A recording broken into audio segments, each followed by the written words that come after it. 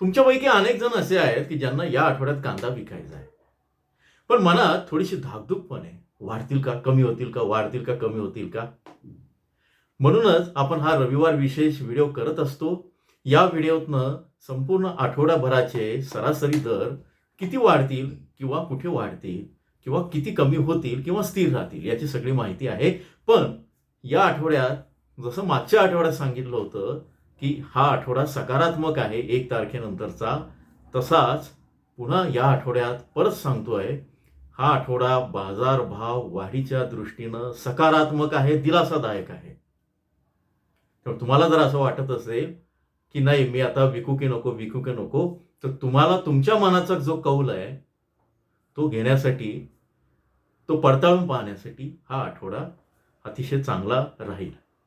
कुठल्या जिल्ह्यामध्ये वाढणार, कुठल्या जिल्ह्यामध्ये स्थिर राहणार, हे सगळं आपण बघणार आहोत. एकूणच महाराष्ट्राचा कल जे आपण ॲग्रोशिवार मॉडेलच्या माध्यमातून काढलाय तो सकारात्मक आहे. आता आपण जी भाववाढीची शिडी मी म्हणालो होतो त्याच्या मागच्या आठवड्यात पहिल्या पायरीवर होतो. आता या आठवड्यात त्याची दुसरी पायरी भाववाढीची सुरू होती आहे थोडीशी. चला तर बघूया आजच्या याच्यामध्ये काय काय आणि कसं कसं बाजाराचं गणित आहे. नमस्कार, ॲग्रोशिवारमध्ये आपल्या सर्वांचं स्वागत आहे. आज आहे रविवार आणि आज आपण बघणार आहोत रविवार विशेष नेहमीप्रमाणे. तर यंदा आपण काय केलंय की मागच्या वर्षीच्या तुलनेत या आठवड्यामध्ये किमती काय असेल, काय वाटत असेल तुम्हाला, वाढल्या की कमी झाल्या? मागच्या वर्षीच्या तुलनेत या वर्षी या आठवड्यात किमती वाढलेल्या आहेत. पण दबाव कुठला आहे माहिती का? आवकेचा आहे.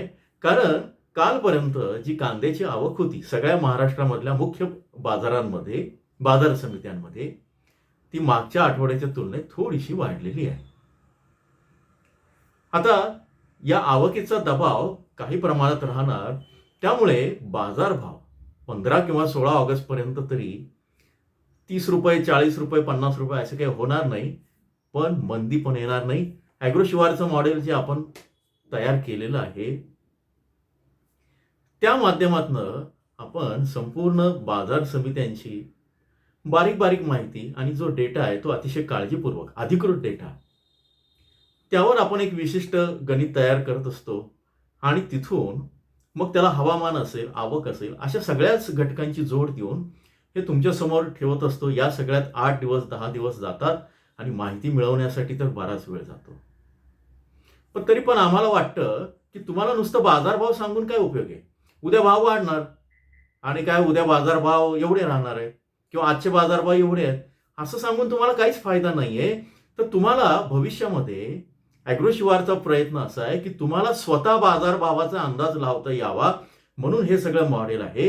आणि मग आपण निर्यातीपासून तर लोकल मार्केटपर्यंत आणि हवामानापासून तर विक्री साठवणुकीपर्यंत अशा सगळ्या गोष्टी एकत्र करून आणि बारीक बारीक गोष्टी आहे, मार्केटच्या क्लुप्त्या, व्यापारी कुठली क्लुप्ती वापरतात किंवा आणखी सरकारी खरेदीमध्ये काय प्रॉब्लेम आहे किंवा कसं त्याला जोड आहे, या सगळ्या गोष्टी आपण खणून काढतो, खोदून काढतो.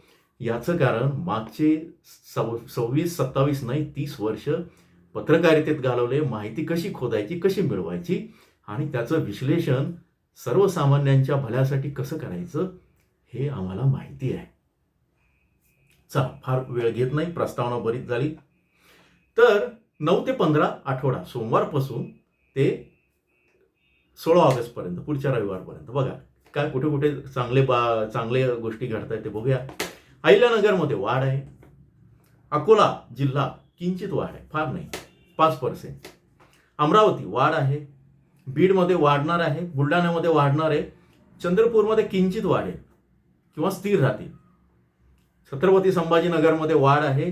धाराशिवमध्ये मात्र घट आहे. धुळ्याचे काही शेतकरी जे कांदा विकू की नको बऱ्याच जणांना प्रश्न असतात, माझ्या कॉन्टॅक्टमध्ये आहेत, त्यांच्यासाठी या आठवड्यात चांगली बातमी आहे. धुळ्यामध्ये वाढ आहे. जळगावमध्ये वाढ आहे. कोल्हापूरमध्ये वाढ आहे. मुंबईमध्ये वाढ आहे. नागपूरला थोडीशी वाढ आहे. नाशिकमध्ये वाढ आहे. नाशिक हा सगळ्या केवळ राज्यावरच नव्हे, देशावरच नव्हे, आशिया प्रांतावर प्रभाव टाकतो, आशिया खंडावर. नाशिकमध्ये वाढ दाखवतोय, पालघरमध्ये मात्र घट आहे, पुण्यामध्ये वाढ आहे, सांगलीमध्ये वाढ आहे, साताऱ्यामध्ये घट आहे, सोलापूरमध्ये या वेळेस वाढ आहे. मागच्या वेळेस थोडे घटत होते. तुम्ही जेव्हा सांगतात की अमुक ठिकाणी 1,500 आहे, 2,000 आहे, पण आमच्या बाजारात मात्र आम्हाला 3,000 रुपये भाव मिळाला हो आज, अशा कमेंट आहेत, तुम्ही बघा. हो मिळाला, पण तो कुठे मिळाला? 1 ते 2 वक्कल, 1 ते 2 गोण्यांना मिळाला, पण तोही जास्तीत जास्त मिळाला. पण आपण सरासरी सांगत असतो. आता मी जे सांगितलेलं आहे विश्लेषण ते सरासरीचं आहे, की जेणेकरून तुमचा गैरसमज आणि उगाच काहीतरी दिवा स्वप्नामध्ये राहायला नको की 35 आणि 40 रुपये होईल आणि मग ज्या अफवा पसरवल्या जातील की नाही 40 रुपये होणार, 50 रुपये होणार आणि तुम्ही तुमचा माल घेऊन तिथं नुकसान करून घेणार, असं व्हायला नको. कारण आम्हाला तुमची काळजी आहे. ठीक आहे. थोडक्यात काय, बहुसंख्य जिल्ह्यांमध्ये पुढील आठवड्यात किंवा या आठवड्यात भाव वाढण्याची शक्यता आहे. भाव वाढण्याची शक्यता आहे, चांगली शक्यता आहे. काही ठिकाणी 50 रुपये वाढू शकतात, काही ठिकाणी 400 रुपये पण वाढू शकतात. आता कुठे 50 रुपये वाढतील, कुठे 400 रुपये वाढतील, कुठे 200 रुपये वाढतील, याचा व्हिडिओ आपण बारकाईनं अगदी जिल्हावार कांदा ठेवायचा, विकायचा, हवामानाचे अंदाज आहेत, अधिकृत आकडेवारी आहे, यासह केलेलं आहे. मेंबरशिपच्या व्हिडिओमध्ये तुम्ही जॉईन करू शकता. अनेकांनी तिथं मेंबरशिप घेतलेली आहे आणि त्यांना फायदा होतो. हे कशासाठी करायचंय? तर परफेक्ट अंदाज यावा, माझं बजेट कोलमडू नये आणि मला लक्षात यावं की अरे बाबा इथे 2,000 पर्यंत मला जाईलच कांदा, त्याच्या खाली जाणार नाहीये आणि त्यानुसार मी माझं नियोजन करेल कांदा विक्रीचं किंवा ठेवायचं. तर विक्रीचा किंवा साठवायचा सल्ला पण आपण स्पष्ट देत असतो, तेही तुम्ही बघा. आणि आतापर्यंत शेतकऱ्यांचे अनुभव, जर तुम्ही कुठलेच शेतकरी जर मेंबरशिप घेतलेले असतील तर त्यांना विचारा की त्यांचे अनुभव सगळे सकारात्मक आहेत. 95 ते 98% अंदाज खरे ठरलेले आहेत. आणि काही जण सांगतात की आमची हयात गेली, माझा बाप पंजा आजा सगळा कांद्यामध्ये काढलं त्यानं, इंग्रजांच्या काळापासून आम्ही व्यवसाय करतोय. हे कोणाला ॲग्रोशिवारवाले लोक आणि आम्हाला सांगतात की भाव वाढतील, कमी होतील. अहो कोणी भाव सांगू शकत नाही हो, तो जमाना गेला. स्मार्ट ॲग्रिकल्चरचा जमाना आहे. महाराष्ट्र गव्हर्नमेंटतर्फे सोयाबीन, कापूस, हळद, तूर, मका अशा वेगवेगळ्या पिकांचे बाजारभावाच्या संभाव्य अंदाज याच्या कार्यशाळा घेतल्या गेल्या शेतकरी बांधवांनो. आणि या कार्यशाळांमध्ये साधारण मागच्या ते 1.5 वर्षापूर्वीची गोष्ट आहे, शेतकऱ्यांनी शिकवलं, त्यांना शिकवलं गेलं की कसं स्मार्ट राहायचं, बाजाराच्या एक पाऊल कसं जायचं, व्यापारी पद्धतीनं विचार कसा करायचा.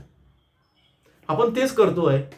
आणि ICAR असेल, मोठमोठ्या संस्था आहेत, हे काय वेडेत का? कृषी अर्थशास्त्रज्ञ असतील, स्टॅटिस्टिक डिपार्टमेंट असेल भारत सरकारचं, हा सगळा सांख्यिकीय डेटा असेल, त्याच्यावरनं जे अंदाज काढणारे आहेत, जर या ठिकाणी करत असेल तर नेमकं त्याच पद्धतीनं आपण ॲग्रोशिवारमध्ये ही माहिती देत असतो. अनेकांना बोर होतं तर त्यांच्यासाठी आपण रील केलंय, तर त्यांना मी सजेस्ट करेल की तुम्ही फेसबुकला जॉईन व्हा, तिथं रील बघत जा. फार काही बोर होण्याची गरज नाही. कारण इथे अतिशय गंभीर शेतकरी जे आहेत, ज्यांना आपल्या शेतीची किंवा आपल्या प्रगतीची आस आहे, ज्यांना वाटतं की मी हा व्हिडिओ आणि ही माहिती बघून काहीतरी थोडीफार समृद्धी मिळू शकतो, त्यांच्यासाठी ही बडबड म्हणा, तुम्ही व्यर्थ बडबड म्हणा, फालतू बडबड म्हणा, पण हे त्यांच्यासाठी गरजेचं आहे. आणि सगळ्या जिल्ह्यांसाठी, संपूर्ण राज्यासाठी ही माहिती गरजेची म्हणून मी देत असतो. ठीक आहे. आता मुख्य जो पट्टा आहे नाशिकचा, तो बघूया तिथं काय होतंय. नाशिक हा महत्त्वाचा कांदा पट्टा, हे सांगायला काही वेगळं सांगायची गरज नाही. ऑगस्टच्या पहिल्या आठवड्यात इथे बाजार मजबूत राहिलेला आहे. मागच्या वर्षीच्या तुलनेत फार वरती गेलेले आहेत बाजारभाव यंदा. त्यामुळे पुढील आठवड्यात सोमवारपासून इथं वाढ होण्याची शक्यता आपण नोंदवलेली आहे. मी सांगतो, मी व्यक्त करतो असं मी सांगणार नाही. आम्ही सांगतो कारण आपण सगळे एक आहोत. माझ्या मताला काही किंमत नाही. किंमत कशाला आहे माहिती का? किंमत हा अधिकृत डेटा, त्याला किंमत आहे. पण ही वाढ एकतर्फी मोठी नसणार, पण वाढ असणार आहे ते किती असेल ते उद्या कळेलच, आणि ते सकाळी आपण त्यात सांगितलेलंच आहे. आता नाशिकच्या प्रमुख बाजार समित्यांमध्ये आवक वाढतीये या संदर्भात 15 ऑगस्ट नंतरचे बाजारभाव काल सांगितलेलं आहे. अनेकांनी कमेंटमध्ये सांगितलं, 1-2 जणांनी, की ते स्पष्ट नाही आहे. पण त्याच्यामध्ये हवामान, आवक अशा पण गोष्टी आहेत. लासलगाव, पिंपळगाव बसवून चांदवड, उमराणे, नांदगाव आणि प्रमुख बाजार समित्यांमध्ये आवक महत्वाची, ती जर कमी राहिली तर यावेळेस परत नाशिकमध्ये बाजारभाव चांगले असतील आणि नाशिक मंडी ठरवेल मध्य प्रदेशचे भाव, दिल्लीचे भाव. तुम्ही अहिल्यानगरमध्ये असतील तर तिथले बाजारभाव, संभाजीनगरचे बाजारभाव आणि आणखी वेगवेगळ्या बाजार समित्या. आता या सगळ्या याच्यामध्ये आहे, आवकीवर तुम्ही लक्ष ठेवणं गरजेचं आहे. त्यातून तुम्हाला सगळी माहिती मिळेल. अहिल्यानगरमध्ये सुद्धा तेजीचा अंदाज आहे, तेजीचा कल आहे. पुण्यामध्ये मात्र थोडीशी सावध राहून विक्री करायची गरज आहे, कारण इथे आवक वाढलेली दिसते आहे. त्यामुळे नाशिक, सोलापूर इतके मजबूत भाव नाही होणार, पण थोडीशी वाढ होईल, 5%, 6%. ते तुम्हाला कळेलच त्याच्यामध्ये. आता 15 ऑगस्ट पर्यंत हा अंदाज केवळ आपण आकड्यांवर देतोय का हो? आपण पावसाचे पण अंदाज जोडत असतो, किंवा बाजारभावावर मागणी पुरवठ्याचं गणित एकटं काम नाही करत, अफवा पण काम करतात आणि हवामान पण काम करतं, सरकारी धोरणे काम करतं. हे सांगायची गरज नाही, तुम्हाला माहिती आता आहे. पुढच्या काही दिवसात राज्यातील पावसाचा जोर कमी होण्याची शक्यता आहे. भारतीय हवामान विभागानं अधिकृत अंदाज व्यक्त केलेला आहे. हे अंदाज बघायचा असेल तर गुगलवर IMD टाईप करा, ते पण आपण सांगत असतो, म्हणजे तुम्हाला अडचण नको. याचा परिणाम बाजारावर थेट होतो असं नाही, पण जर मोठ्या प्रमाणावर पाऊस नाही झाला तर बाजारात आवक सुरू राहू शकते. म्हणजे पुरवठा पूर्णपणे थांबणार नाही. दुसरीकडे काही ठिकाणी स्थानिक पावसाच्या जोरावर जोरदार सरी आल्या तर वाहतूक, शेतातून माल काढणे आणि बाजारात आणणे त्यावर परिणाम होऊ शकतो. विशेषतः नाशिक पट्ट्यामध्ये आजपर्यंत तरी थोडंसं धुकं आणि असे वातावरण होतं.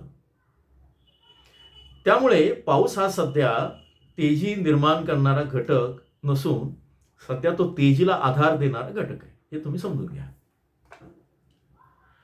मग आता कांदा विकायचा की ठेवायचा? ॲव्हरेज बिलो ॲव्हरेज असेल तर काढूनच टाका, बाजारात गर्दी करू नका. पण कांदा विकायचा की ठेवायचा हे मात्र मी सकाळच्या व्हिडिओमध्ये सांगितलेलं आहे. मेंबरशिप, तिथं जॉईनच्या बटनावर क्लिक करा. चॅनलला नवीन असाल तर तातडीनं सबस्क्राईब करून घ्या. बेल आयकॉनवर क्लिक करा. तुमच्या प्रतिक्रियांचं स्वागत आहे. आणखी एक इथं हाईपचं बटन आहे, त्याच्यावर क्लिक केलं ना, काही पॉईंट्स वाढतात की जेणेकरून हा व्हिडिओ अनेक शेतकऱ्यांपर्यंत पोहोचू शकतो. निष्कर्ष काय, या आठवड्यात बाजार सकारात्मक राहतील. सोमवारपासून जवळपास 2-3 जिल्हे मी त्याचा उल्लेख केल्यानंतर ते सोडले तर अनेक ठिकाणी सकारात्मक वाढ आहे. आता वेळोवेळी आठवड्याचे काय गणित आहे ते आपण एकमेकांच्या संपर्कात आहोतच, त्यावेळेस सांगेनच. तुमच्या प्रतिक्रियांचं स्वागत आहे. जोडून राहा. मी तुमचा कृषी मित्र पंकज जोशी, विंचुरकर. नमस्कार.